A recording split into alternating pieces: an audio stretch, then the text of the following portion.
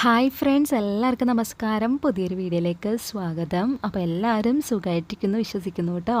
അപ്പോൾ ഇന്ന് നമ്മൾ ചെയ്യാൻ പോകുന്നത് നമ്മുടെ വീട്ടിൽ കിട്ടുന്ന വെജിറ്റബിൾസ് വെച്ചിട്ട് ചെയ്യാൻ പറ്റിയ വളരെ ഈസിയും അതുപോലെ സ്വാദിഷ്ടമായ ഒരു കറിയാണ് കേട്ടോ. നമ്മൾ കപ്പങ്ങയും അതുപോലെ തന്നെ താളിയും വെച്ചിട്ട് ചെയ്യാൻ പറ്റിയ ഒരു കറിയാണ്. അപ്പോൾ ഇതെങ്ങനെ തയ്യാറാക്കാൻ നമുക്ക് നോക്കാം. നമ്മൾ ഇടയ്ക്കൊക്കെ ഇങ്ങനെ കറി ഉണ്ടാക്കി കഴിക്കുന്നത് കുട്ടികൾക്കാണെങ്കിലും വലിയ ആൾക്കാർക്കാണെങ്കിലും വയറിനൊക്കെ വളരെ നല്ലതായിരിക്കും കേട്ടോ. അപ്പോൾ ആദ്യം തന്നെ ഞാനിവിടെ 1/2 ഗ്ലാസ് പരിപ്പ് കഴുകി വൃത്തിയാക്കിയിട്ട് ഒരു കുക്കറിലേക്ക് ചേർത്ത് കൊടുക്കുകയാണ്. എന്നിട്ട് 2 ഗ്ലാസ് വെള്ളം കൂടി ഒഴിച്ച് കൊടുത്ത് നമുക്കൊന്ന് വേവിച്ചെടുക്കണം. 3 വിസിൽ അടുപ്പിച്ചെടുക്കാം കേട്ടോ. അപ്പോൾ പരിപ്പ് വേവുന്ന സമയം കൊണ്ട് തന്നെ നമുക്ക് താളും അതുപോലെ തന്നെ കപ്പങ്ങയും കട്ട് ചെയ്തെടുക്കാം.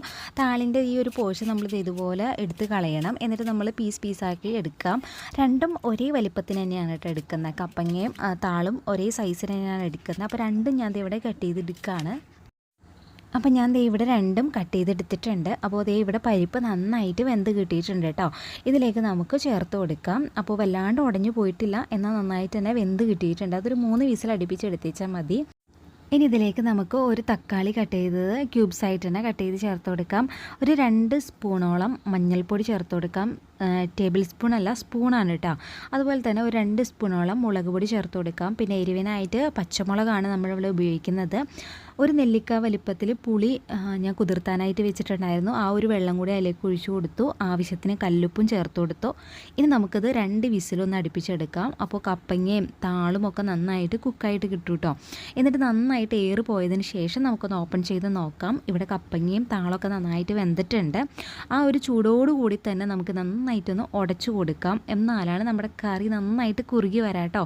കണ്ടല്ലോ, ഈ ഒരു കൺസിസ്റ്റൻസി ആണ് നമ്മുടെ കറിക്ക് വേണ്ടത്. നല്ല അടിപൊളി കറിയാണ്. നമ്മളിതിൽ തേങ്ങ ഒന്നും ഉപയോഗിക്കുന്നില്ല കേട്ടോ. അപ്പോൾ നമ്മുടെ കറി റെഡി ആയിട്ടുണ്ട്. അതിന് നമ്മളിതിലേക്ക് ഒരു താളിപ്പും കൂടി ചേർക്കണം. അപ്പോൾ എല്ലാ വീഡിയോയിലും പറയുന്ന പോലെ തന്നെ അതേ വെളിച്ചെണ്ണ ഒഴിച്ചു കൊടുത്തിട്ടുണ്ട്. എന്നിട്ട് കടുക് പൊട്ടിച്ചു. പിന്നെ ഇതിലോട്ട് നമ്മൾ സ്പെഷ്യലായിട്ട് ഒരു 1/2 സ്പൂണോളം ഉലുവ ചേർത്ത് പൊട്ടിക്കുന്നുണ്ട്. അതിനുശേഷം വട്ടത്തിലരിഞ്ഞ ചെറിയുള്ളി ഒരു 5-6 എണ്ണം നമുക്ക് ചേർത്ത് കൊടുക്കാം. അത് നന്നായിട്ട് മൊരിഞ്ഞ് കഴിയുമ്പോൾ നമുക്കതിലോട്ട് വറ്റൽമുളക് കട്ട് ചെയ്ത് വെച്ചേക്കണ ചേർത്ത് കൊടുക്കാം. വറ്റൽമുളകും ഒന്ന് ചൂടായി കഴിയുമ്പോൾ നമുക്കതിലോട്ട് കറിവേപ്പില ചേർത്ത് കൊടുക്കാം. ഇതെല്ലാം നന്നായിട്ട് മൂത്ത് കഴിയുമ്പോൾ നമ്മുടെ കറിയിലേക്ക് ഒഴിച്ചു കൊടുക്കാം കേട്ടോ. അപ്പോൾ നമ്മുടെ കറി റെഡി ആയിട്ടുണ്ട്. നിങ്ങൾ ഇതുപോലെ ട്രൈ ചെയ്തിട്ടില്ലെങ്കിൽ ഉറപ്പായിട്ടൊന്ന് ട്രൈ ചെയ്ത് നോക്കുക. എന്നിട്ട് നിങ്ങളുടെ ഫീഡ്ബാക്ക്സ് അറിയിക്കുക കേട്ടോ.